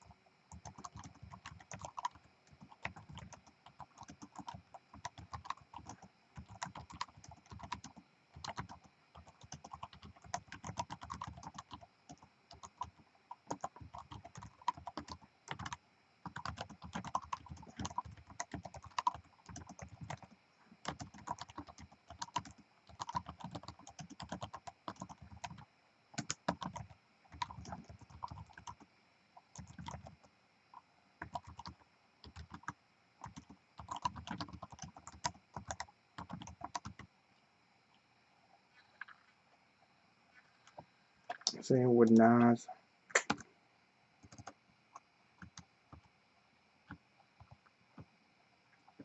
Whoops.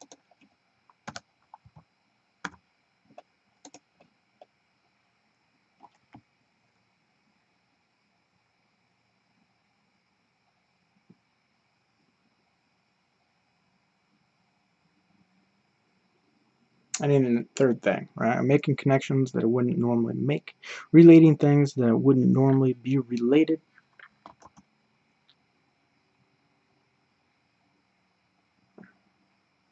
I could say understanding things that I normally wouldn't understand, but I already used understanding relatively recently. Right? I could, what do we want? Making connections that I wouldn't normally connect? No. No, this should be different. This should follow like a similar pattern. Connecting things that I wouldn't normally connect. Relating things that I wouldn't normally relate.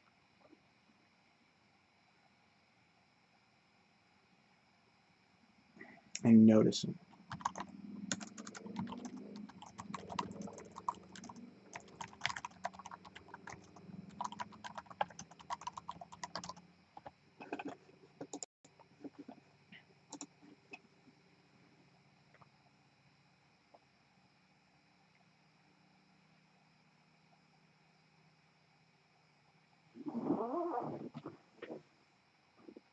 Oh, I got a little bug over here.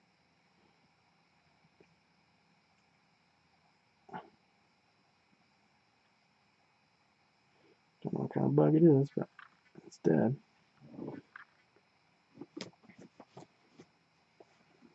I see too many bugs in my room. It's come a long ways to. Yeah, well, yeah, it's not that fun, but.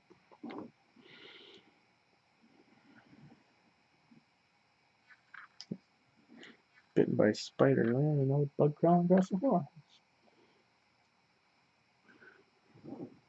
very weird. Very weird. Being drawn to me over here. I'm connecting things I wouldn't normally connect. Relating things. Gosh darn it.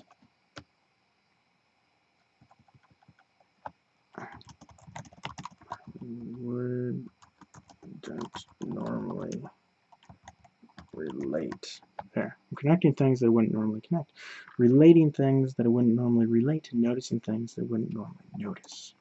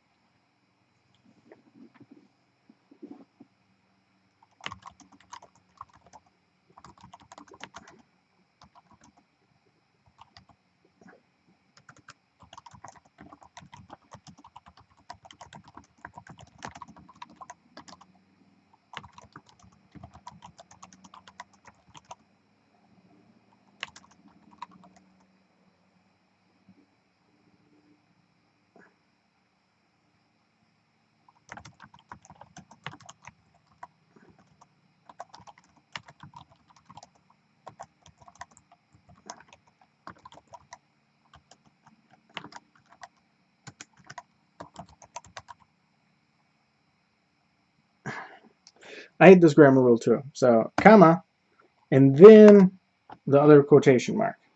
That seems stupid. If you're quoting something, how are you adding something inside of the quote that wasn't originally part of the quote? It should be in some logical place, quotation mark, comma, right? But I was drilled on this in school, and it's kind of a hard thing to give up. Like, it feels so wrong leaving it like that, even though that's the logical way of doing it, right? It's like split infinitives and stranded prepositions coming from Romantic roots in Latin, but English being a combination of Romanic and Germanic languages, not just Romanic. So stranded prepositions and split infinitives really shouldn't apply to language, and you can tell that especially in colloquial phrasing, they're completely ignored. Maybe English teachers consider it vulgar English, rather like vulgar Latin, rather than proper English, but it's useful for communicating. So if you consider communicating the purpose of the language, then they are extremely useful.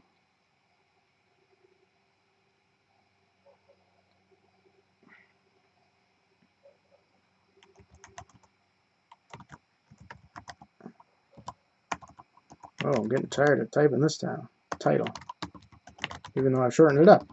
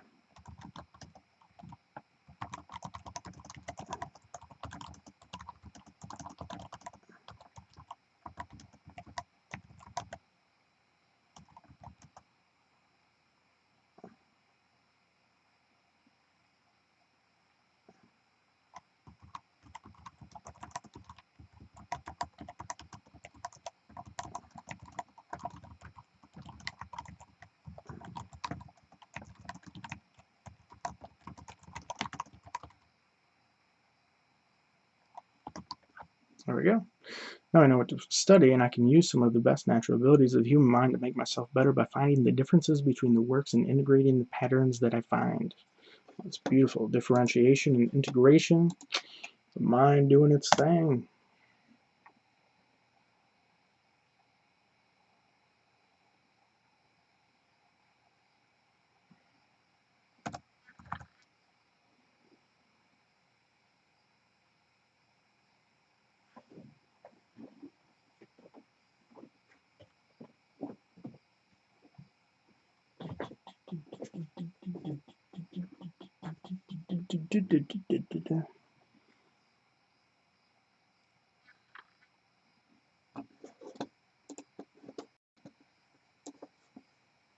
Oh, I gotta wrap this thing up, man. It's 10:03. I gotta go to bed.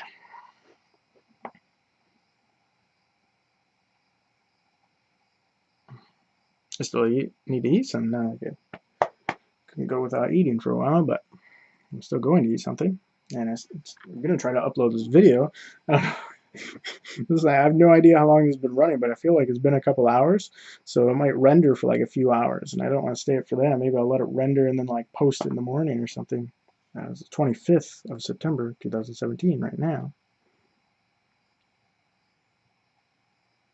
Anyway, it's really close to a nice ending. Really close to a nice ending. Uh,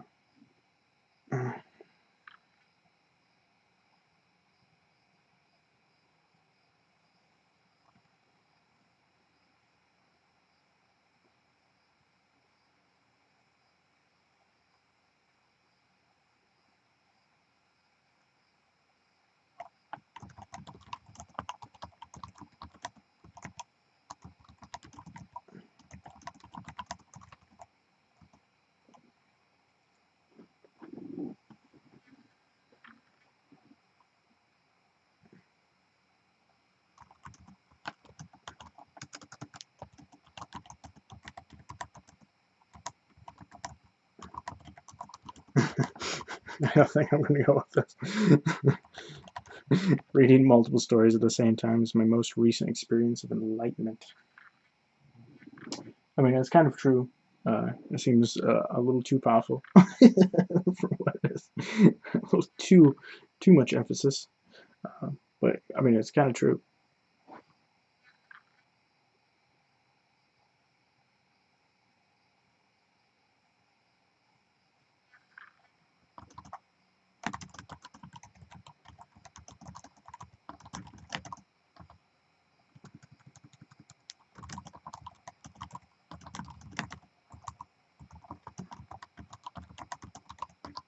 Yeah, I'm going to stick with it. Reading multiple stories at the same time is my most recent experience of enlightenment. I'm attached to it. I love it, and I highly recommend it.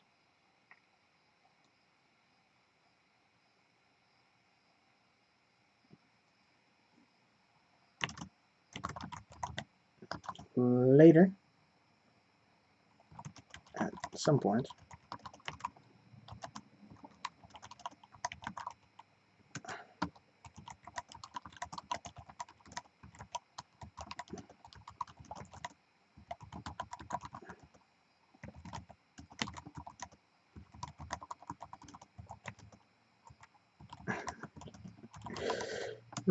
So later, at some point, I'm going to evaluate some of these stories using the framework that I've developed but haven't named. Haven't yet named, haven't named yet, haven't yet named, haven't named. I'm going to go with yet named. Framework that I've developed but haven't yet named. Yeah.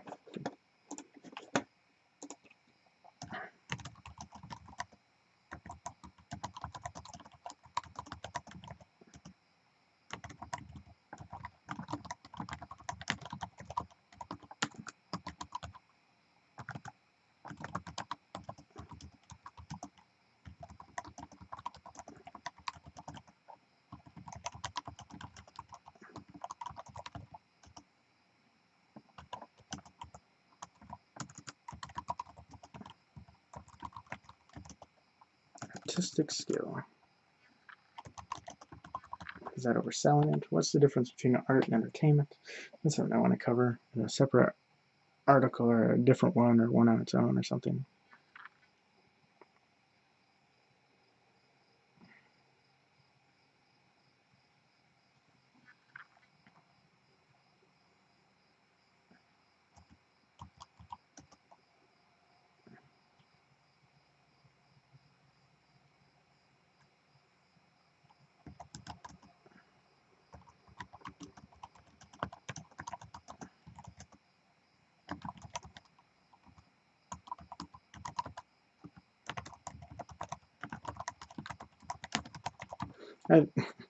Because all versions of Jeff Martin are usually taken everywhere, but Jeffrey Alexander Martin, if you use the whole thing, most people don't take that. They consider it too long, so a lot of them are available still.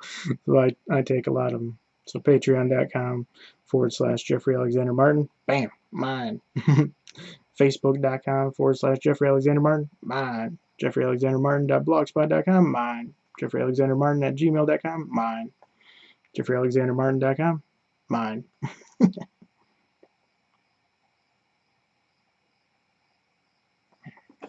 All right, cool. So that's where I'm going to leave it. Right? I don't go back and do like a bunch of editing on these or anything like that.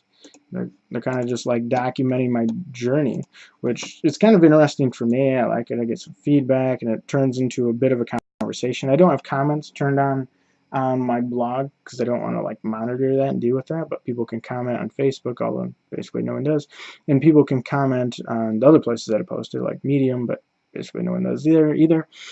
Steemit. I get some comments on Steemit, which is cool. That one's a little different. It's steemit.com/Jeffrey Martin. Yep, just /Jeffrey Martin. And like paypal.me/Jeffrey A. Martin. So I've had to use some variations because sometimes they cut me off. They say my extension's too long. Well, that's the only two I'm going to mention. I really need to develop my Patreon too. I haven't really, but eventually I will. No one supports me on there. But it's really a thing I'll have to develop and push at some point. I'm going to upload a photo here right before I publish it, but I'm going to have to do that off the camera first. So I'm going to end this thing. Wow, 2 hours, almost exactly. We're going to be at 2:01. So that's kind of interesting, kind of cool. It's obviously rough. Like, I don't want to go too long. Oh, I might. All right. So I wrote 1,155 words in 2 hours. It's so slow, but I monologued like a ton. So I might try to minimize that in the future, or it might be cool to do it this way. I don't know. But I'm going to stop it. I'm going to put that picture in. I'm going to upload that, and then I'm going to start rendering this video and see how all of that goes. And I'll probably name this Jeff Tries Naked Writing. Maybe. We'll see if I go with that title or not. But anyways, until next time, if there is a next time, this is a cool experiment. I think I am going to do this. It's kind of interesting. I probably won't monologue as much in the future and just kind of get down to the brass tacks of writing and kind of talk to myself like I do sometimes anyways when I write. Seems like I do it a little more when I'm tired.